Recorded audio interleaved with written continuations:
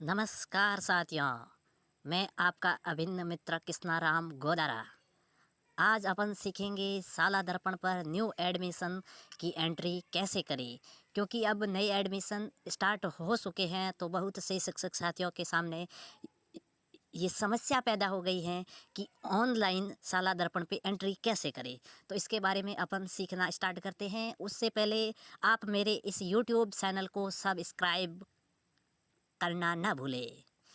तो आइए स्टार्ट करते हैं अपन साला दर्पण पे online admission new admission entry का प्रोसेस। तो सबसे पहले अपन को वेब ब्राउज़र जो कोई भी हो, मोजिला फायरफॉक्स हो या गूगल क्रोम, आमतौर पर आप सभी के मोबाइल में गूगल क्रोम का ये है ना, ये वेब ब्राउज़र होता है। ये इस पर क्लिक करना है, आपको इस पर क्लिक करना है। ठीक है, इस पर क्लिक करने के बाद जैसे ही आप इधर क्लिक करोगे तो इधर ऊपर आपको सर्च बार प्रदर्शित होगा। कहाँ पे प्रदर्शित होगा? ये देखो ऊपर है ना, ये सर्च बार ये प्रदर्शित हो रहा है। तो इसमें आपको सर्च बार में लिखना है साला दर्पण। साला दर्पण लिख दिया। साला दर्पण लिखने के बाद इसको सर्च करना है।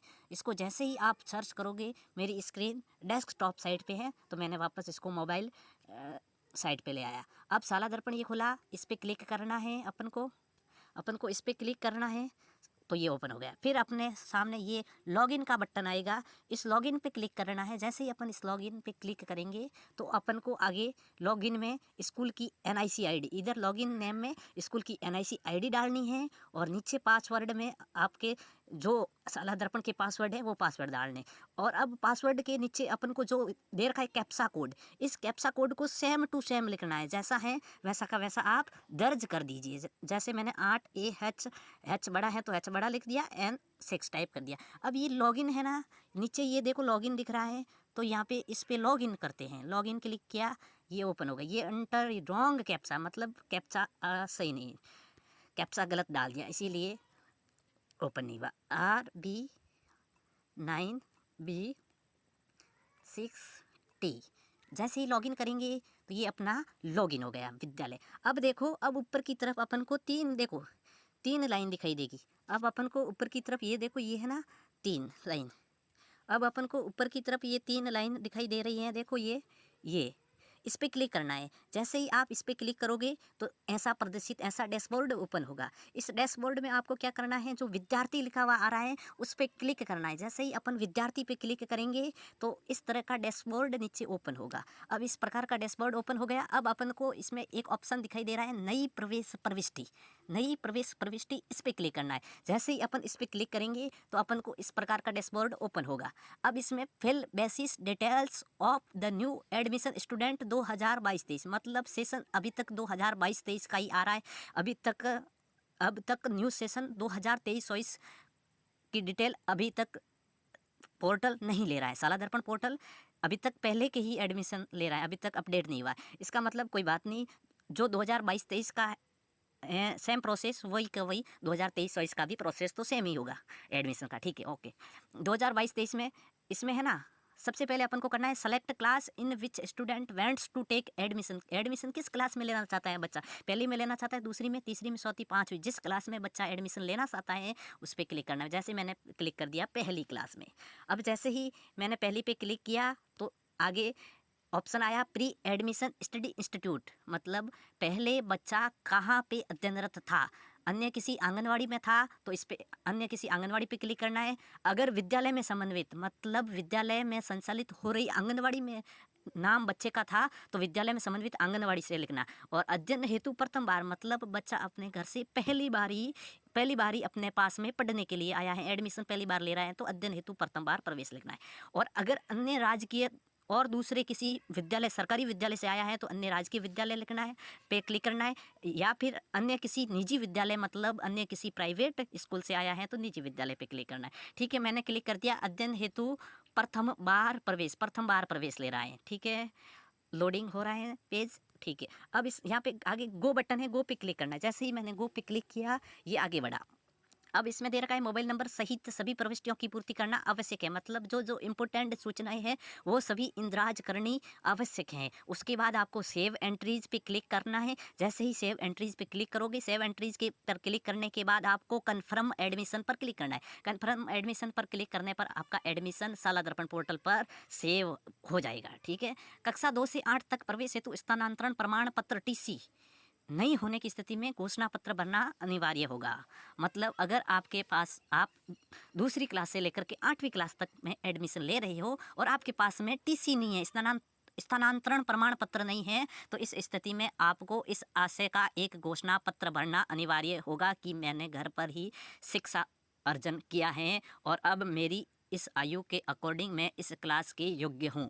घोषणा पत्र, ठीक है, वो भर करके संस्था प्रधान को देना होगा। तो संस्था प्रधान पहले SR रजिस्टर में ऑफलाइन एंट्री इंद्राज करेगा, फिर आपका वो आपके फॉर्म में लगा देगा। अब देखो आगे आ रहा है old school name. Old school name में इधर अपने NA आ रहा है। NA क्यों आ रहा है कि अपन ने ऊपर क्लिक किया था, बच्चा प्रथम बार प्रवेश ले रहा है। इसका मतलब अगर अपन ने अन्य किसी विद्यालय से प्रवेश पे क्लिक किया होता तो इधर अपन को उस विद्यालय, इस स्कूल का नाम लिखना होता। ठीक है, इसमें अपने ना NA आ रहा है। ठीक है। Last class of previous school, मतलब बच्चे ने जो अब से पहले स्कूल में कौन सी क्लास पास की, प्रीवियस स्कूल में कौन सी क्लास में था, लास्ट क्लास।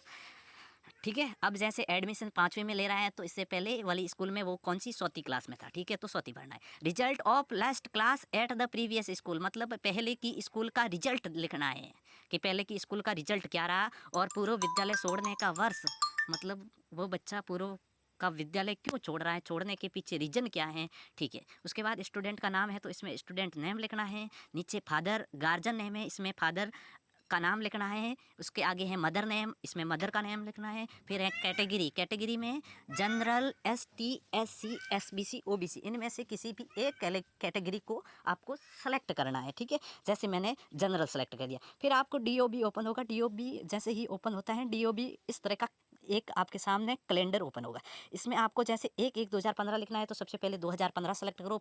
फिर जो दे रखा है ना मार्च पे क्लिक करके 1 जनवरी क्लिक करो, फिर इस पे 1 पे क्लिक करो तो आपके 1/1/2015 आ गया। ठीक है। अब जेंडर में मेल फीमेल जो भी है, जैसे मेल है तो मैंने मेल कर दिया। फिर आपको मोबाइल नंबर लिखने, जो भी मोबाइल नंबर है वो इंद्राज कर दो। उसके बाद में है PCTS ID।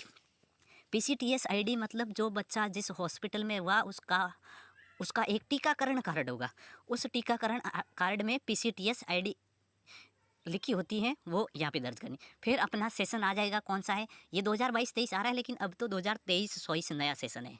सेक्शन में अपन को ए पे क्लिक करना ही है। ठीक है। उसके बाद आएगी थर्ड लैंग्वेज। थर्ड लैंग्वेज आती है क्लास 6 से लेकर के ऊपर की क्लास में, ये थर्ड लैंग्वेज आती है। अपने 1 से 5 तक में ये थर्ड लैंग्वेज नहीं आएगी। फिर है आगे हैं वोकेशनल ट्रेड, ये ओनली फॉर 9th और 10th क्लास के लिए। फिर होता है स्ट्रीम, ये अपन को 1 से 5 क्लास के लिए भरना आवश्यक नहीं है। फिर ऑप्शनल सब्जेक्ट 1 से 5 क्लास तक होते नहीं हैं।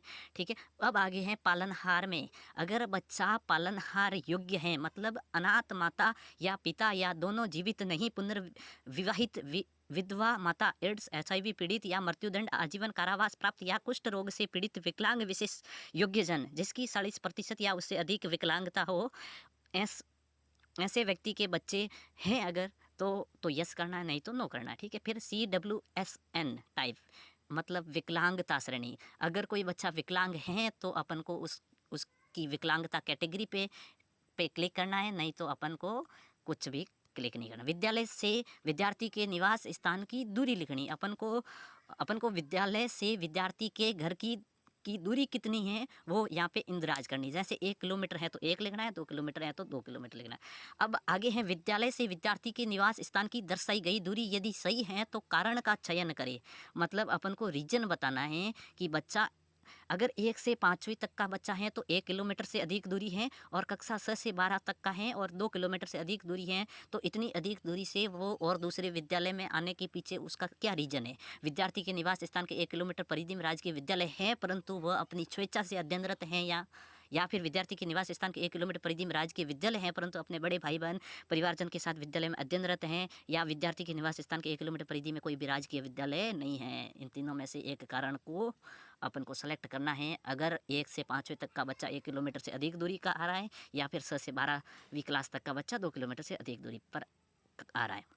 अब आगे एसआर नंबर में तो आपको पता ही होगा, आप ऑफलाइन एसआर रजिस्टर में इंदराज करते ही हैं तो उसका एसआर क्रमांक तो होगा, स्कॉलर क्रमांक, वो दर्ज करना है। फिर स्टूडेंट एडमिशन डेट डालनी है, स्कूल में बच्चे का एडमिशन कब हुआ, जो आपने एसआर रजिस्टर में इंदराज किया वही यहाँ पे डालना है। फिर यहाँ पे देखो ये सेव एंट्री जा रही है ना, इस पर क्लिक करना है, इस पर क्लिक करना है। जैसे ही आप इस पर क्लिक करोगे, जैसे ही आप इस पर क्लिक करोगे तो आपको आगे ये एंट्रीज सब सेव हो जाएगी। और सेव होने के बाद ये एंट्री आगे आएगा कन्फर्म बटन, ये देखो ये कन्फर्म बटन रहा। फिर अपन को इस पर कन्फर्म बटन पे क्लिक करना है। जैसे ही आप कन्फर्म बटन पे क्लिक करोगे तो ये आपका एडमिशन शाला दर्पण पोर्टल पर सेव हो जाएगा और आपके बच्चे का उक्त क्लास में नाम सेव हो जाएगा।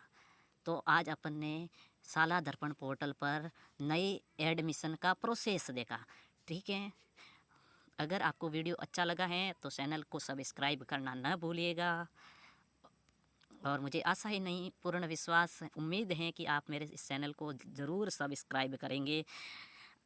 आप सब्सक्राइब करना और बेल आइकन को प्रेस करना, ताकि इसी प्रकार की अपनी हेल्पफुल सूचनाएं आगे भी वीडियो के माध्यम से आपको समय समय पर मिलती रहे। तब तक के लिए मुझे इजाज़त दीजिए। धन्यवाद। राम राम।